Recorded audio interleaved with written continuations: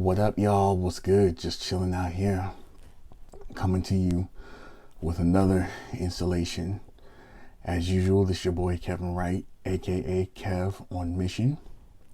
And for this video in particular, I'd like to talk to you specifically about how I walked into my current position as being on staff with Cru at George Mason University. So let's talk about how that journey started. So in order to get really to that portion of the story, we're going to have to go back to 2003. It was fall of 2003. I had a friend of mine who had just graduated from George Mason, and she had helped get this one ministry on campus started called the Impact Movement. At the time, the Impact Movement was what Cru calls one of its ethnic field ministries. There's ministries like Epic Movement, which speaks to the Asian American community, and Destino, which speaks to the Latino community, which is still a part of Cru's ethnic field ministry. The Impact Movement at the time was an ethnic field ministry under Cru for the African American community. Now the Impact Movement still ministers to African American students, but it is now its own organization which partners with Cru, and I'll get into all that as we move along. So it was 2003 in the fall. My friend had just helped get the Impact Movement started at George Mason, and at the time, fall of 2003, my sister was in her senior year of college at Virginia Tech, where she had been involved with the Impact Movement over there since her freshman year, and I was like, oh snap, that's pretty cool. So hearing a little bit about it there from her and what was going on, when I found out it was at George Mason, I was like, oh, cool. And a friend of mine helped get it started. So when she said, let's go check it out and see how these people are doing, I was like, of course, yeah, let's go do it. So and it's funny because I'm thinking about that now, because there's another good friend of mine whose name is Donovan Charlot, who was a part of the Impact Movement during that time. I met him when I started coming and checking out things. So for the whole 2003-2004 school year, like, we'd be on campus. There's some really dope peoples like Kyle Branch, Nicole Mason, like all these different individuals.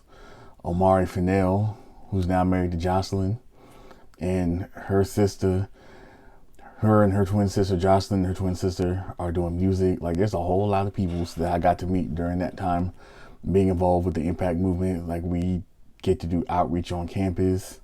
It was a really cool season getting to know people.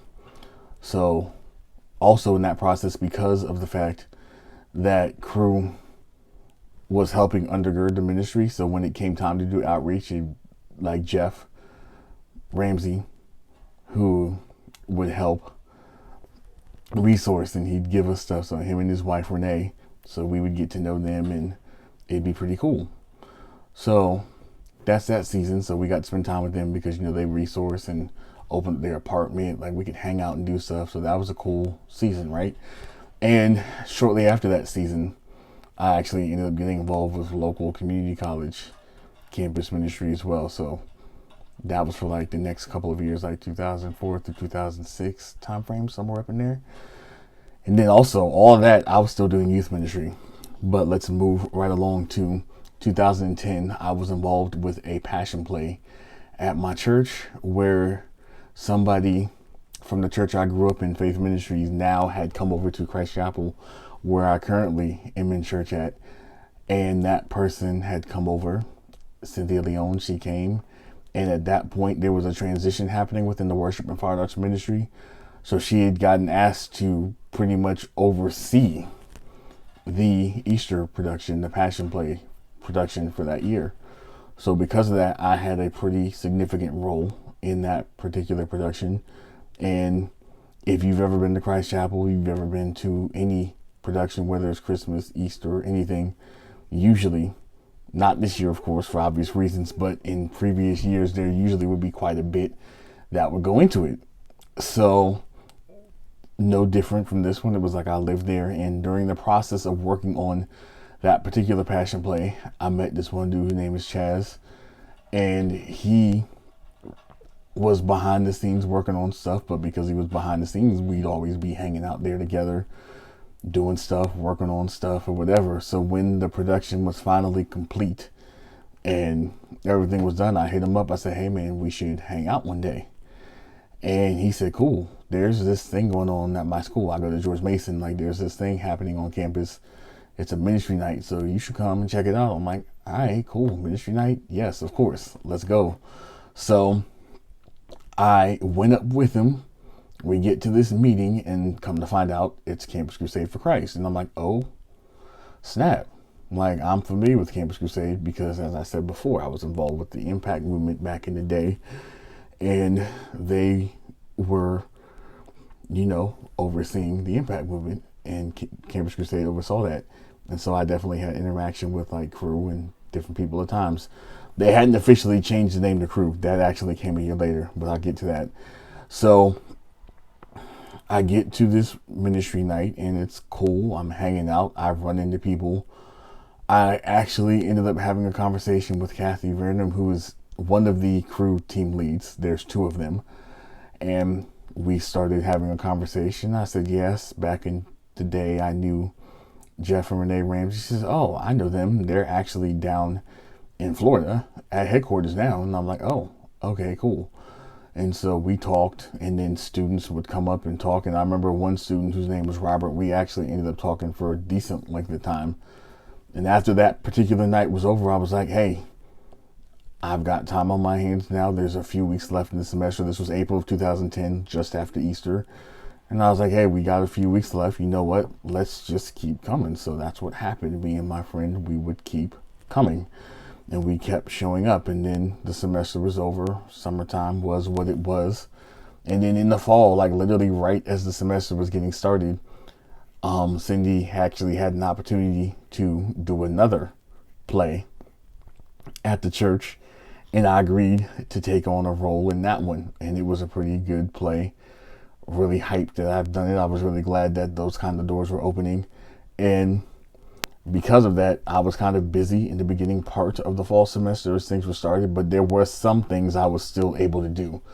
They had like Monday night apologetic stuff that I would show up for. So there was a little bit of space to still jump in there.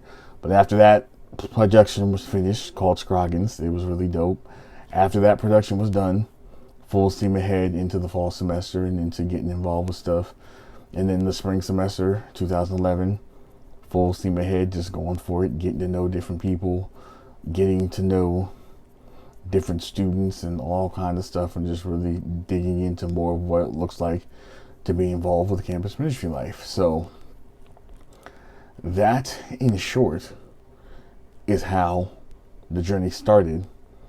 And of course, over the years, it's been really cool to be able to see how some of those things have gone now, because it started off there and then continuing to get involved and continuing to get to know students and continuing to even build relationships. And it's crazy now because at this current season, holding a staff position, one of my roles was beginning with the fall of 2017 was Cru came up with the thought that we need to relaunch Impact Movement on campus. And one of my staff teammates, now we're doing it together, but in the beginning of this idea for relaunch, my teammate, whose name is Michael Crum, had to raise support because he's a full-time staff, livelihood, the whole 9 yards. Y'all know me, I have a tent making job in addition to my staff role. So his job was going to be full-time on campus. And sometimes it's funny because even though I have a job, I know how to make moves around things, but that's a whole different story for a different day when it comes to that. So right when stuff peaked with the Impact Movement, like we had Bible studies going and everything like that, but then of course the fall came and he was going to have to raise support. And because of the fact he wasn't going to be around, Brett, the other team lead, approached me and said, hey Kevin, we're in the process of building the Impact Movement, and of course Michael is not going to be able to be here because of support raising and other things of that nature. So Kevin, we will need your help to get this movement off the ground. So I agreed to help. So beginning with fall of 2017, I said yes. And at the time it was crazy because it's like, oh snap, I have no idea what this is going to look like. I have no idea who's going to do anything. And then Tamara, who was a junior at the time, comes up to me and says, "Hey, Kevin, I hear you're in charge of getting Impact off the ground and everything like that. And I just want you to know I want to help." I was like, "Oh, okay, well, I really don't know what we're doing right now, but let's trade numbers and let's agree to sit down and meet sometime soon. And from there, we can begin to figure out how we're going to do it." So thankfully, I had a really solid student leader in Tamara, and then there's also currently another solid student leader in Janai. Tamara since graduated, but the two of us that first year, 2017, 2018, working together every week, we'd sit down and get things planned and get things off the ground. And even in the fall of 2018, still pushing and still doing things and choosing Janai as a student leader in the fall semester of 2018, pushing into this point where it's like, oh snap. And now Michael has since raised all of his support and now he's back on board. So now all those things are together. But that's one cool aspect of being on staff with Crew of George Mason. And then also some other things, which is crazy because right about this time of year, my mind shifts towards the fact that we're getting ready to have winter conference.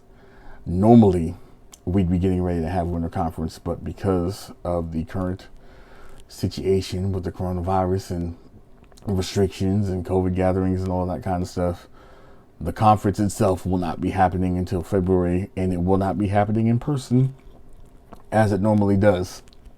However, leading up to this point, being a part of that winter conference, first in DC, then Baltimore, has been a really dope time to be able to really build significant relationships with other people who are on staff with Crew outside of the Mason community, and relationships that still hold weight.